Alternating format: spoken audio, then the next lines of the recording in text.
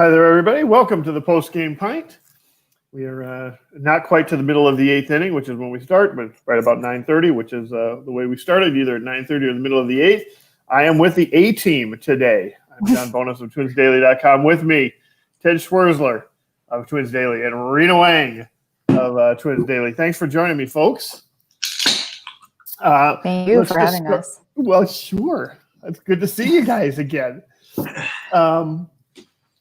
I was really excited about this game about 3 innings ago, and now it's turning into sort of the typical. Is it just me, or the Tigers seem to be doing this to the Twins a lot this year? And we never. I seem to think, we're going to put them away, we're going to put them away, we're going to put them away, and then it gets a little dicey. And it's looking a little dicey right now. Well, you've got Alcala on the mound trying to protect a 4-run lead, runners on the corners, 2 outs. Oh, and I should announce what my post-game pint is. Ben & Jerry's. Ben & Jerry's Boots on the Moon. I should also mention to everybody, you have a comment area wherever you're watching, whether it's Facebook or YouTube or Periscope / Twitter. And that allows you to post comments. And we rely on those comments. We want to know what your thoughts are, and we want to be able to answer questions. So please use that comments area and let us know what you think. So, Chad, why don't we start with you? What is your? I guess I would start with what are your impressions of the game in general, or if you were going to do a story on this game, what's the narrative look like on this game? Yeah, I think you bring up a good point in that it's almost like they don't put the Tigers away. I looked up. I think this morning just how Kenta Maeda has been so good all year long, and he's been good against the Tigers too. But like every game, it seems like his one blemish is a home run. He gave up 2, I think, in his first start against them, and then 1 in his second start. And tonight, again, cruising, and then Cabrera gets him for a 3-run home run. So it's not like his start is any less dominant, but there's always that one, like, okay, let's make this more of a game than it should have been kind of thing. But and that might be a little bit of a concern given the fact that he's going to be our game 1 starter, right? I mean, that is one of the things that was made clear today. Yeah, not that I think there was a lot of question about that, but we did see how things are going to line up. Maeda starting today means he's going to be starting next Tuesday with whoever the Twins play in the playoffs, and we'll be talking and breaking that down. And a little bit later, but we know he's going to be. And then we think we're going to see Barrios in game 2, and we'll probably see Pineda in game 3. Those 2 will also pitch the first 2 games of the Red Series for everybody. Do we have any concerns about Maeda running out of gas? Do we think as a result of him occasionally running into innings like he did today that we might see him just 2 times through the order, and then maybe a quick hook and go to the bullpen? And if that's the case, then how do we feel about the bullpen, especially after tonight's game? I'll let either one of you answer all those questions.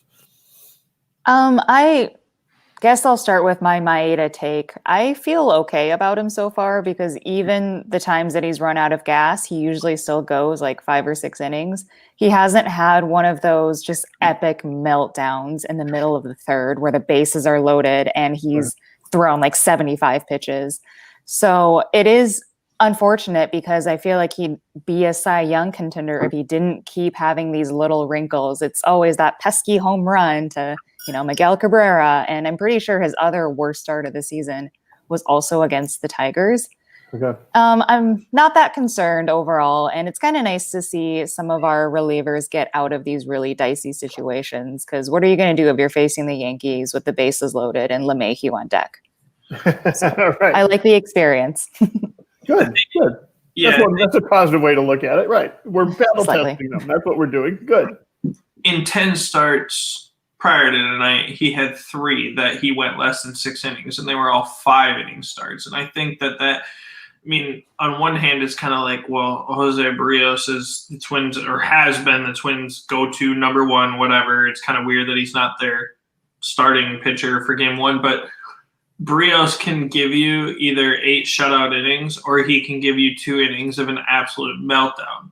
And I think Maeda really, and even Pineda to that extent too, like they both just, I never feel worried that they're just going to get blown up. Like they'll go out there and they might not get through 7 or 8 or 6 even, but they're going to give you 5 competitive innings. And I think that that's a good 2 arms to have, whether it's the Yankees or whoever. But yeah. Yeah, and they should have lots of extra arms in the bullpen. They've got a 28-man roster for the playoffs. I was joking on the Gleaman League Patreon that might be 10 more players than they actually need. That's probably overstating it a little bit, but it might be 8 more players than they need. So they should have plenty of arms to use, and they should have a fair amount of rest. Although now it appears the Twins will have something to play for in this last weekend of the series. They won't just be resting people.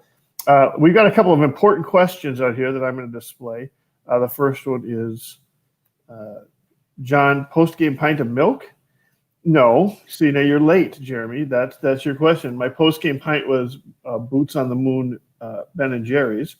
And that brings up the second most important question, which is, what flavor is Boots on the Moon? It is a universe of milk chocolate ice cream with fudge cows, a toffee meteor clusters, orbiting a sugar cookie dough core.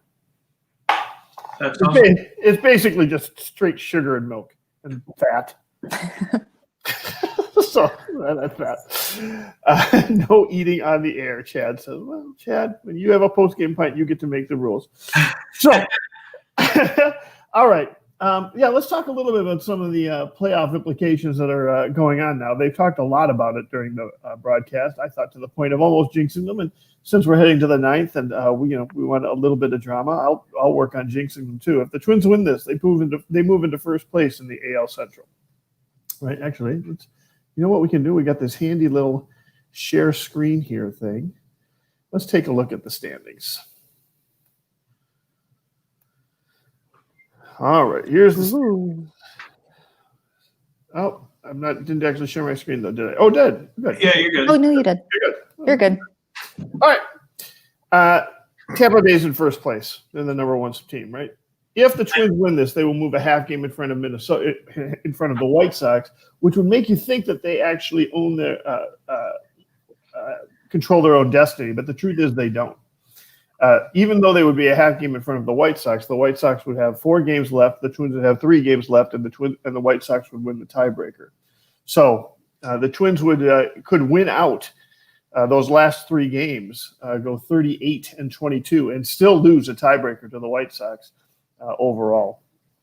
They do need the White Sox to lose at least 1 more game to clinch the division outright. Even if they win, control their own destiny by the next time they play. Because tomorrow night, please act and Keuchel go. If they lose, then they both have 3 games left. Twins then control their own destiny. That is correct. If the White Sox lose again tomorrow night, then they would control their own destiny. Mm-hmm. Then the Twins would control their own destiny. The New York Yankees also lost today. So they are now 2.5 games back. Let's see, they're 8 games over 500. The Twins will be, if they win, they'll be 13 games over 500. So, yeah, that math checks out. They'll be 2.5 games in front of the Yankees, and that's important in case they end up facing the Yankees. They would have home field advantage and be able to play at Target Field, where the Twins have been much better. They've just had a lot more success at Target Field than they have on the road. Right now, if the playoffs ended after this game, and if the Twins win, the Twins would actually finish ahead of the White Sox, and they would face the number 7 seed overall because they would have the second best record, and that would mean they would face the Indians. Oddly enough, probably the sweet spot for me personally. I don't know. Have you guys picked a team you would like to face? I mean, presuming it cannot be the Blue Jays, right? Is there another team that you guys would like to face in the playoffs? Yes. I actually wrote about this a couple weeks ago, but if I were to handpick any of the other 7 teams, I would easily pick Houston, especially now given the unfortunate news that Justin Verlander is out for, I guess, another year. And with everything that's going on or not going on in Houston, definitely Houston would be the one to go for. And I think, let's see, who would be the number 3 seed that would face them, the number 6 seed? Oakland right now would face Houston in the first round, but it's very possible that Oakland and the Twins and the White Sox are kind of battling for that second and third spot right now.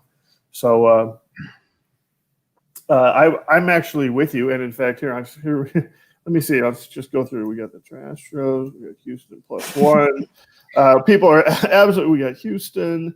Yeah, we got lots and lots of people who want to see the Astros face the Twins if they had their choice of teams.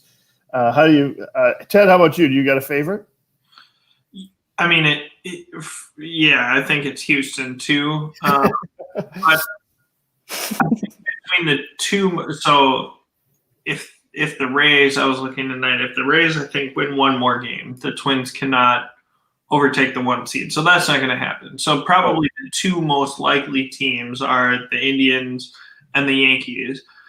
And of those, it comes down to, do you feel better about the lineup advantage in facing the Indians because they can hit, or do you feel better about the pitching advantage? And that's weird to say in a pitching advantage for the Yankees, but Garrett Cole is a stud.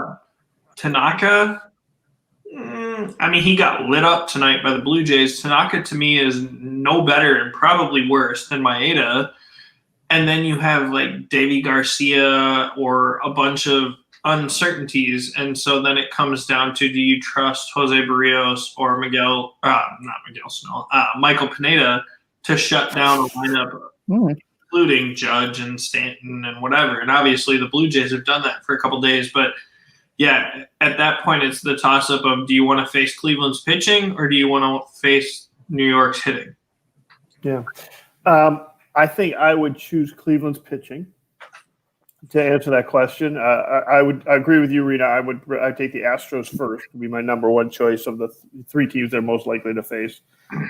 I'll stay away from the Yankees until I don't have to stay away from the Yankees. But I should also point out, the Twins are 7-3 against Cleveland this year. They faced Bieber a couple times. They beat Bieber a couple times. There isn't a lot about Cleveland that scares me at this point. I'm not saying they're not a quality team. They're a quality team. They could easily beat the Twins in a series 2 out of 3. I don't feel especially confident.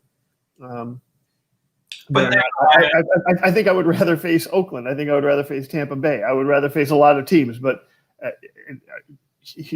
Cleveland is near the top of the list of teams I don't want to face. But I still think I put them above the Yankees in terms of the ones that I would be interested in. So. To me, they rely on the guy that takes the ball every night, and only one time out of that rotation is it. And it's not even a near guarantee because you're right. They've beaten Bieber. But, I mean, Plesac, he's good, but you can beat him. Carrasco, good. You can beat him. Plutko is I mean, they have beatable pitchers. I mean, that lineup doesn't do anything for me, especially against Twins pitching. But on the flip side, even though the Yankees, I mean, you look on paper, Luke Voit, home run leader, DJ LeMahieu, batting average leader, et cetera, when they're bad, their offense is colder than ours. I mean, remember that 20-day streak where they were 29th in the league across the board in offense. And it's kind of hard to say. It's hard to say. And I guess with their pitching, no, go ahead. Go ahead.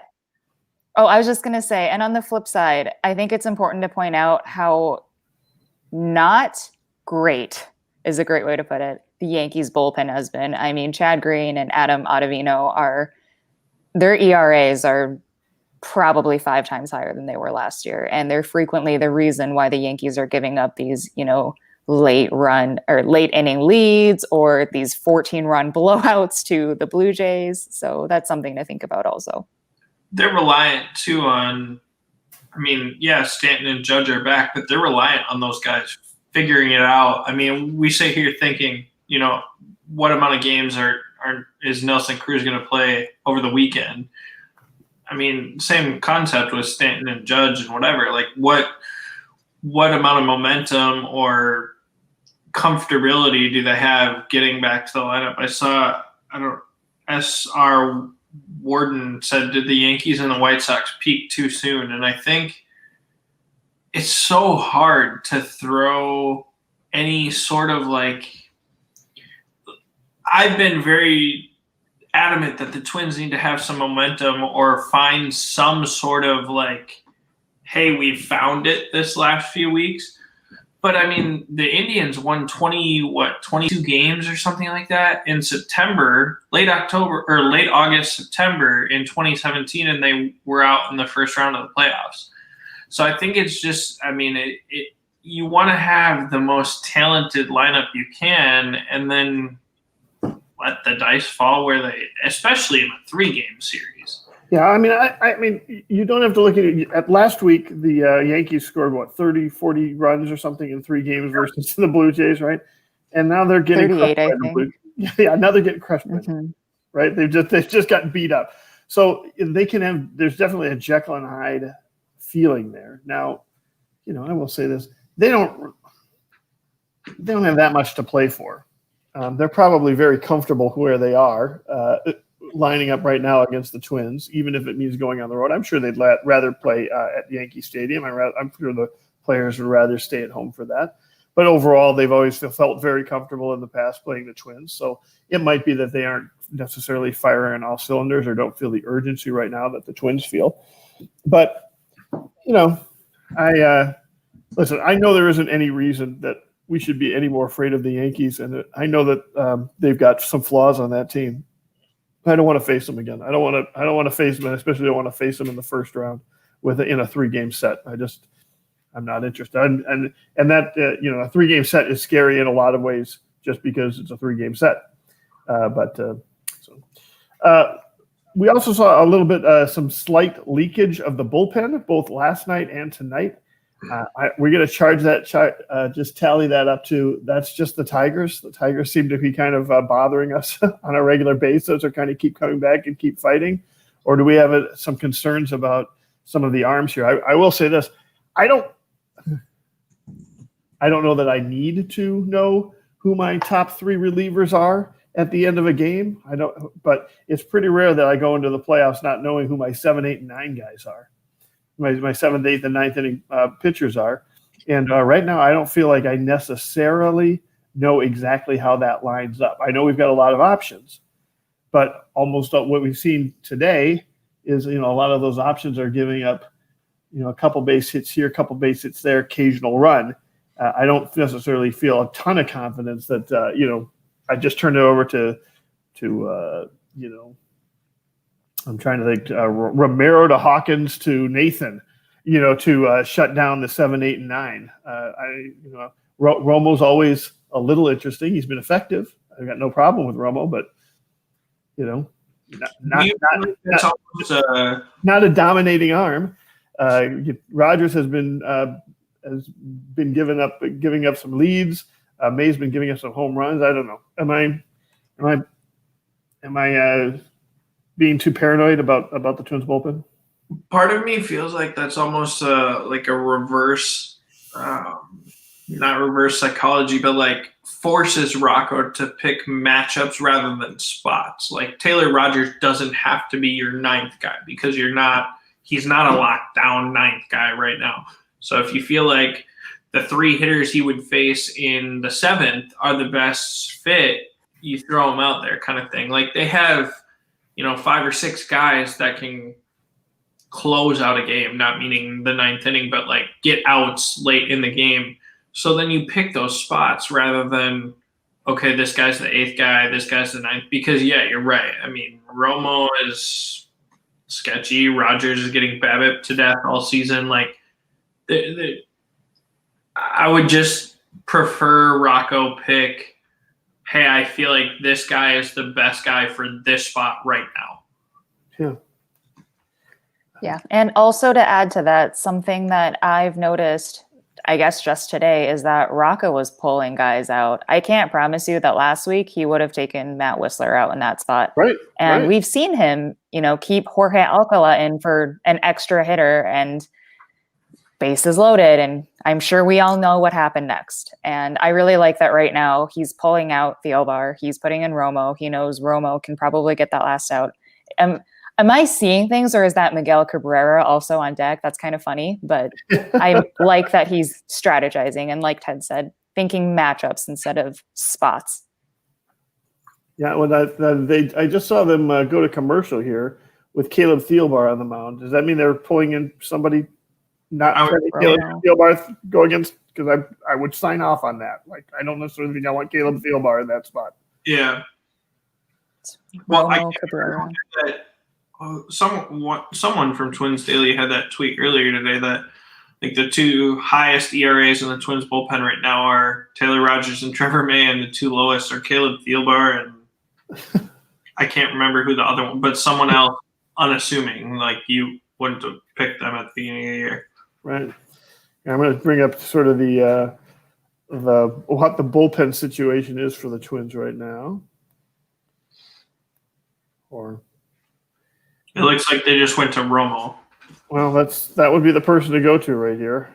Yeah. And I'm really glad that Cabrera is not the tying run, that they have to get somebody out behind him. The Twins entered today because they ended up using so many. They did have an off day Monday, and so I think some of these folks can come back and pitch a second time. And in fact, we've seen that, right? Clippard came in tonight after pitching 20 pitches last night. Romo's in tonight after pitching 9 pitches last night. But besides that, we've always seen Whistler's already been out there. Thielbar's already been out there. Alcala's already been out there. Like all the arms you thought were going to be out there have already been out there. Duffy already had 18 pitches last night. They don't want to lose this, and they're going to want that. When we saw this schedule at the beginning of the year and saw 2 off days the last week of the season, I thought that's really kind of crummy to have those off days at the end of the season. You don't really need those that much. But the truth is that right now I'm kind of glad we have some off days available, because I think they're going to need it before they go into this 3-game series versus the Reds. I should mention, this 3-game series versus the Reds are really playing for something right now. They are tied for the 7th and 8th spot in the playoffs, and they're tied with a third team. So they're really hanging on by a thread. And in fact, there's basically 6 teams competing for 4 spots towards the back end of the National League. And right now they are the 3rd or 4th spot. And holy cow, Cabrera just took Romo deep. You're ahead of me. So. Sorry. He just threw like 2 pitches over here. I just hate the Tigers. Good Lord, I hate the Tigers this year. I thought maybe with Gardenhire out this week, they would not be quite as feisty, but that Tigers team. Wow. Miguel Cabrera, I mean, he's responsible for all of these runs. This is on him. This is his fault. That's right. My God. Well, we're just talking about the leaking bullpen, and we're seeing it leak again for the 2nd straight night. And this is versus the Tigers. This is not versus a dominant team. I don't know if I've been actually trying to kind of figure out exactly what the how the was it that they were overused early in the year? Are they tired? Are they just hitting a lull? Or is the league just starting to catch up with some of the tricks that they've been using? I can't really figure out, but the bullpen has been, or is it just regression to the mean? This team, the bullpen absolutely carried this team for the first 3 to 5 weeks of this season, or maybe for 6, 7, 8 weeks. While the hitting wasn't hitting, while the pitching was unhealthy and the people were trying to come back, the bullpen was carrying an unbelievable load. And now, as we head into the playoffs, we are starting to see, the teams start to hit. we've got our lineup. We've got our healthy rotation. We even had Homer Bailey make a start yesterday, but the bullpen is starting to spring some leaks. I don't know. Does anybody else have any theories on what's going on? Is it, is it just happened that they're just having a bad week here, or a bad couple weeks, or is it something you're worried about for next week?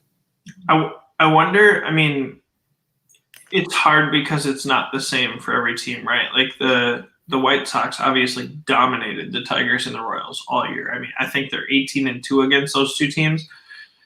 But in a season where you play 60 games and 30% of them are against, 30% of them are against those two teams, but you're playing 10 games against every other team in your division, how much difficulty is there to mix up what you're seeing as a hitter too? I mean, yeah, you play 18 games against your divisional opponents in a regular season, but that's spread out over 162 games. Right now it's spread over 60. So you saw, Sergio Romo, I don't know, 2 days ago, and now you're seeing him again. Just like Kenta Maeda has made 3 starts against the Tigers. That's a good point, Ted. I don't know, Rena. It is something. It will be interesting. It's something I haven't really thought about. The fact that Twins won't have seen any. I mean, unless they're facing Cleveland again, which is a distinct possibility. A lot of these playoff appearances are going to be against teams they haven't seen at all. You'll get plenty of opportunity to adjust to them if you end up playing 5 games in a row, or you end up playing 7 games in a row in the ALCS or something like that. But it could very well be that what we're seeing here from the White Sox or Detroit or Cleveland or whatever is, they've just seen the Twins a lot, and they've seen the Twins a lot in a very short time, and there isn't a lot that they don't know about the relievers already that maybe some of the other teams haven't picked up.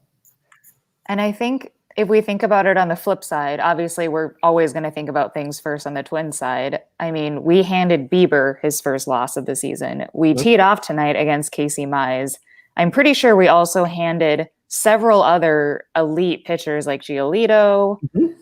Yep. We handed them their first losses of the entire season. And to go off of that, that would also make Kenta Maeda an extra secret weapon, because he was a Dodger last year. He hasn't seen any of these teams. Yeah, the Yankees have never seen him. I'm pretty sure Aaron Judge has probably never faced him in his life. So, yeah, I mean, we should be talking about some of the good stuff that's happening too in this game. This team's hitting. Optimism. This team is hitting. Now, they're hitting versus the Tigers. Let's be clear. They didn't hit at all versus the White Sox last week. But they did versus the Cubs. Cubs are no slouches, and that included Yu Darvish, who, is a NL Cy Young candidate. He's not going to win it, but he's going to be somebody that's in the discussion, in the same way Maeda is going to be in the discussion in the NL, I think. So the team is hitting, which is great to see. Like I said, we've got starting pitching all lined up. I feel as good about this front 3 Twins starters as I felt about any Twins starters since 2003, when maybe we had Radke and Santana at his full peak, maybe. And then, the other thing I think that happened today that we haven't seen yet is they started stealing some bases today, earlier. Now, that might be just who they were facing. Mize wasn't really – it looked like Mize was letting them run around a little bit. This team is last in Major League Baseball in stolen bases. They have not used speed as a weapon whatsoever. I kind of wondered if they wouldn't end up filling a spot on the roster with just purely a speed person, right? But it was kind of encouraging to see them, that the guys who can steal, and there are some guys who can steal, should be able to steal bases here. Polanco, Rosario, Buxton, I would think Kepler, right, are taking advantage of doing that and trying to get that game, trying to add that as a potential tool in their toolbox for the week before the playoffs. Yeah, it's weird to see them, and Rocco has embodied it, and I'm not a parts of it I hate. But all year long, like, Yeah, I was laughing at that too, John. Looks like Bauer. Totally. I'm never going to unsee it ever again. Cy Young candidate right here. And future Twins. That's why you're so high on him. That's it. You got it in here. You walk into a bar and everybody's going to be like, look at him. Yes. Like they went from last year, they were, first in baseball, 307 home runs, whatever. And this year, like Rocco is playing infield on guy on third when it's the second inning and playing small ball to a certain extent at times. And it's like, I hate the infield in thing, but in the playoffs, if he realizes he needs to manufacture a run, it's nice to see that this team isn't willing to, or isn't set in a certain way of winning. Because, yeah, it's baseball in 2020, 2019, whatever. Baseball right now, it's most beneficial and easiest to score runs by getting extra base hits. You don't fear the strikeout. You get doubles. You push guys across. But if you're struggling against a really good pitcher, this team isn't locked into, okay, this is how we play. They don't have style. They want to win. Yeah, it feels to me like in the playoffs, you want to have as many tools in your toolbox as you can. Now, it's nice to have the ones that are being able to hit the long ball because not every team can do that. And if you can do that, you can do some damage quickly. But there are times when you also want to be able to generate. I mean, you want to be able to do what Polanco did today. Just take an easy opposite field single, get yourself on base, get the leadoff runner on base, get some runs started scoring, right? You want to be able to have you want to be able to steal a base when you need to. You want to be able to call on a productive person who can warm up quickly, like Duffy in the sixth inning, to shut things down. There's a lot of little keys that end up happening, and it feels like they mean more in the playoffs than they do during the regular season. You're trying to accumulate as many ways to win a game as you possibly can. So, any other good news you want to take away, or any other big takeaways you want to take from this game? Lead the division. Yeah, I mean it'll be interesting to see how Rocco plays this. I mean, they got, because of the way things line up, they really have their best two pitchers going, or two of their three best pitchers going tonight, and then Friday and Saturday kind of lined up. That still leaves Sunday wide open. Jake Odorizzi can come off the IL or on Sunday. So I wouldn't be shocked if he's the person who's called on Sunday. I also wouldn't be shocked if it's Rich Hill, though, who was very effective, went 7 innings on last Friday night and, shut down the Cubs. So that might be a real effective thing to go to if you are looking to win that game and win the division. Go ahead. It's not necessarily weird, but like it's a testament to how well Derek Falvey and Thad Levine built the depth, both internally and bringing in people. That like Jake Odorizzi was one of the Twins' best pitchers last year, and he's been relatively solid this year outside of crap luck. But Rich Hill has also looked like a solid veteran at times and whatever. And they're not even going to be called upon for a 3-game series, and we're talking about like maybe Jake Odorizzi will be activated for Sunday. I don't know.